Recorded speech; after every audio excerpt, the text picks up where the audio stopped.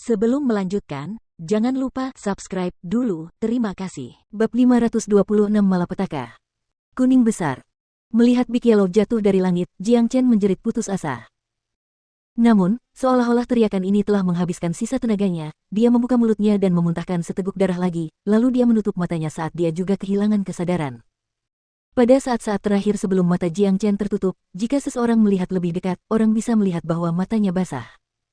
Tersentuh, sedih, marah, semua jenis emosi bisa terlihat di matanya yang basah. Di mata orang lain, mungkin Big Yellow hanyalah seekor binatang iblis. Namun, dalam benak Jiang Chen, Big Yellow adalah sahabatnya, saudara yang bersedia mempertaruhkan nyawanya. Meskipun Big Yellow tahu bahwa ia akan menghadapi kematian yang tak terelakkan, ia tetap muncul tanpa ragu-ragu. Ia tahu bahwa ia akan menghadapi dua kaisar tempur, tetapi ia tetap menonjol. Tidak hanya itu, ia bahkan menggunakan esensi darahnya, serta teknik terlarang yang akan memberinya bahaya besar, ia muncul seperti seorang penyelamat. Ini karena Big Yellow memperlakukan Jiang Chen sebagai saudaranya sendiri juga, dan ia tidak bisa membiarkan Jiang Chen mati tanpa melakukan apapun, ia tidak bisa melakukan itu. Oleh karena itu, ia muncul, meskipun ia tidak tahu akhir seperti apa yang menantinya. Mungkin itu adalah kematian, mungkin ia dan Jiang Chen akan terbunuh di tempat ini, dan ia datang ke sini untuk dikuburkan bersama Jiang Chen. Big Yellow tahu hal-hal ini kemungkinan besar akan terjadi, namun, ia tetap muncul atas kemauannya sendiri, mengetahui bahwa itu kemungkinan besar akan membuatnya kehilangan nyawanya. Ini adalah persahabatan antara Big Yellow dan Jiang Chen. Tidak ada orang lain yang bisa memahaminya. Bunyi, bunyi, bunyi. Di sisi lain, 3 jaring pedang telah menebas ruang, menghancurkannya. Gelombang demi gelombang turbulensi spasial sedingin es berulang kali bertiup keluar dari retakan spasial yang baru terbentuk. Li Tianyang dan 2 pria lainnya ditutupi oleh jaring pedang. Bahkan dengan kekuatan mereka, mata mereka tidak dipenuhi apapun kecuali jaring pedang yang menyilaukan. Dalam garis pandang mereka, selain dari sinar pedang yang berterbangan di seluruh tempat, tidak ada hal lain yang bisa mereka lihat, bahkan Jiang Chen dan Big Yellow. Jangan biarkan orang itu lari lagi. Li Tianyang berteriak. Dia sekarang telah sepenuhnya melepaskan aura kaisar tempurnya. Dia melambaikan tangannya dan menyerang dengan telapak tangannya, bermaksud untuk menghancurkan jaring pedang yang menghalangi jalannya. Meskipun dia tahu bahwa tidak ada cara bagi Jiang Chen dan Big Yellow untuk melarikan diri dalam kondisi mereka saat ini, dia masih khawatir. Dia tidak ingin terjadi kecelakaan apapun. Namun sayangnya, jaring pedang itu lebih sulit dihancurkan daripada yang dia duga. Serangan yang mengerahkan seluruh kekuatannya tidak dapat menghancurkan jaring pedang itu. Sebaliknya, sinar pedang setajam silet ini berbalik dan mulai terbang ke arahnya. Apa? Li Tianyang berteriak tak percaya. Bukan hanya dia, Xiao Nanfeng dan Tetua Agung yang berada dalam situasi yang sama dengannya juga sangat terkejut. Mereka tidak dapat membayangkan bagaimana serangan yang dilepaskan oleh Raja Iblis kelas 3 dapat menjebak mereka bertiga untuk sementara. Ini tidak masuk akal. Namun, mereka tahu bahwa itu bukan kemampuan hebat anjing itu, tetapi pedang patah yang digunakannya. Dengan mengerahkan segenap kekuatan mereka, ketiga pria itu bertarung dengan gelisah melawan jaring pedang. Namun, tanpa mereka sadari, seorang tamu tak diundang tiba-tiba muncul di tempat kejadian. Seorang biksu yang mengenakan kasaya emas memasuki kehampaan dengan kecepatan tinggi, memegang Jiang Chen di satu tangan, dan Big Yellow di tangan lainnya. Ia menghilang tanpa jejak dalam sekejap, seolah-olah ia tidak pernah muncul. Tidak lama setelah biksu itu menghilang, Li Tianyang melepaskan diri dari jaring pedang, diikuti oleh Tetua Agung, dan kemudian Xiao Nanfeng. Ketiga pria itu tampak dalam kondisi yang agak tidak sedap dipandang. Setelah mereka menghancurkan jaring pedang, mereka segera menyelidiki situasi Jiang Chen dan Big Yellow, tetapi mereka tidak menemukan apapun. Mereka sudah melarikan diri, kata Tetua Agung dengan nada yang licik. Tidak mungkin, Jiang Chen dan anjing itu seperti anak panah yang siap melesat, tidak mungkin mereka bisa lolos. Aku yakin ada orang lain yang bersembunyi di sini. Sial, kenapa kita tidak menyadari ini? Xiao Nanfeng berkata dengan ekspresi garang. Mengetahui bahwa Jiang Chen telah melarikan diri membuatnya marah. Kita tidak bisa mengejar mereka sekarang. Ruang di area ini telah dihancurkan oleh jaring pedang, dan ada retakan spasial di mana-mana, dan kita tidak tahu ke arah mana mereka berlari. Namun, Jiang Chen terluka parah hari ini, jadi meskipun dia diselamatkan oleh seseorang, saya rasa dia tidak akan bisa bertahan hidup dari luka-lukanya. Dan, meskipun dia selamat, dia akan menjadi orang yang tidak berguna. Tidak ada yang perlu kita khawatirkan, kata sang Tetua Agung. Ekspresi muram muncul di wajah Li Tianyang. Pelarian Jiang Chen menghancurkan rencananya. Setiap kali dia memikirkan kehancuran penjara neraka beku, hasil kerja kerasnya, dia akan merasakan sakit di hatinya. Penjara neraka beku bukan hanya penjara biasa. Saat Li Tianyang mengolah keterampilan Kaisar Air Duniawi, air sejati yang dia temukan memberinya manfaat besar. Namun, karena air sejati adalah air terdingin dan terberat di bawah langit, setetes air seberat 180.000 kilogram dan lebih dari cukup untuk menghancurkan gunung. Dengan basis kultivasi Li Tianyang saat ini, mustahil baginya untuk menyerap air sejati, karena dia tidak dapat menahan dampak yang ditimbulkannya. Itulah alasan mengapa dia membangun penjara neraka beku, sehingga dia dapat menyerap udara sedingin es di dalamnya untuk mengolah keterampilannya.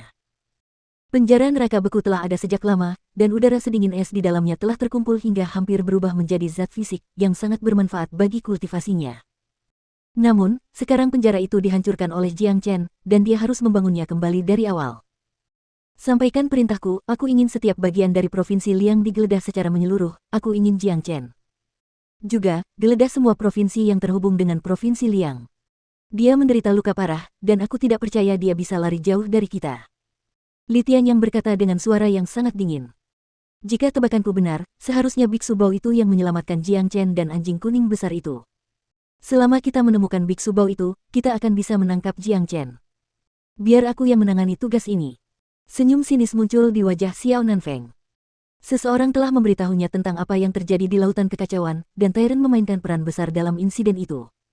Kepala istana, lihat. Tetua Agung melihat ke suatu tempat di bawah mereka. Li Tianyang mengikuti pandangannya dan melihat ke bawah juga, dan dia segera melihat pedang patah berkarat tergeletak di tanah pegunungan.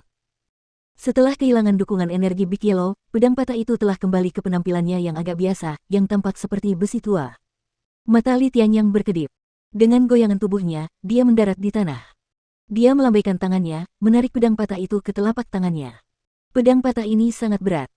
Baru saja, anjing itu menggunakan pedang patah ini untuk menyerang kita, sehingga Jiang Chen bisa diselamatkan. Biar aku coba lihat harta karun apa yang dimiliki pedang patah ini. Bahkan dengan indera Li Tianyang, dia tidak dapat melihat sesuatu yang istimewa tentang pedang patah ini. Dilihat dari penampilannya, pedang itu tidak berbeda dari sepotong besi tua. Dia mengedarkan energi yuannya dan mengirimkannya ke pedang yang patah, tetapi yang mengejutkannya, bahkan dengan energi yuannya yang sangat kuat, dia tidak dapat mengaktifkan pedang yang patah itu, dan pedang itu tampaknya tidak merespons sama sekali. Bagaimana ini bisa terjadi? Anjing itu hanyalah Raja Iblis kelas 3, dan bahkan tidak mendekati alam Kaisar Iblis, jadi bagaimana mungkin dia bisa melepaskan kekuatan yang begitu besar dari pedang yang patah ini? Kepala istana adalah Kaisar tempur sejati, tetapi kau bahkan tidak bisa membuat pedang ini merespons saat menggunakan semua kekuatanmu. Ini benar-benar tidak biasa. Sang Tetua Agung benar-benar terkejut.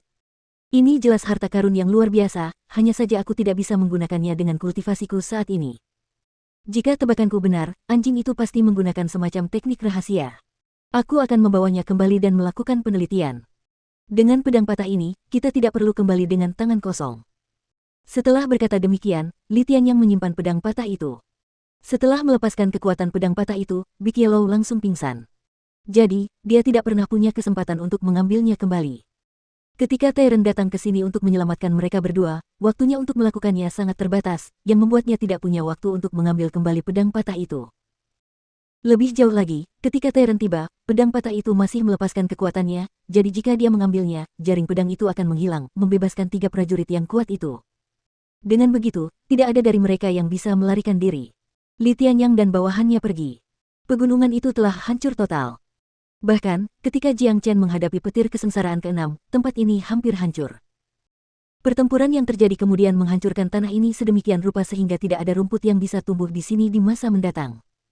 Jadi, selama beberapa lusin tahun ke depan, tempat ini akan menjadi tanah tandus. Provinsi Jian, provinsi yang bertetangga dengan Provinsi Liang, dan salah satu provinsi utama di wilayah Xuan.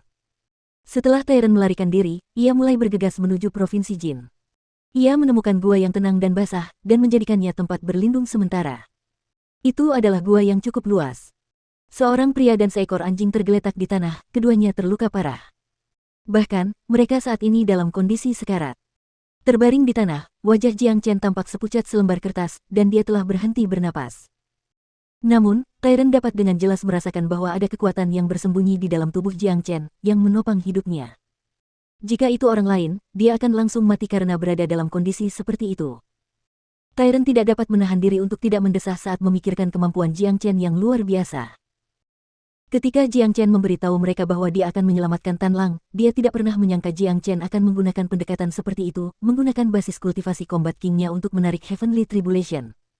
Hal ini membuat biksu itu merasa sangat heran.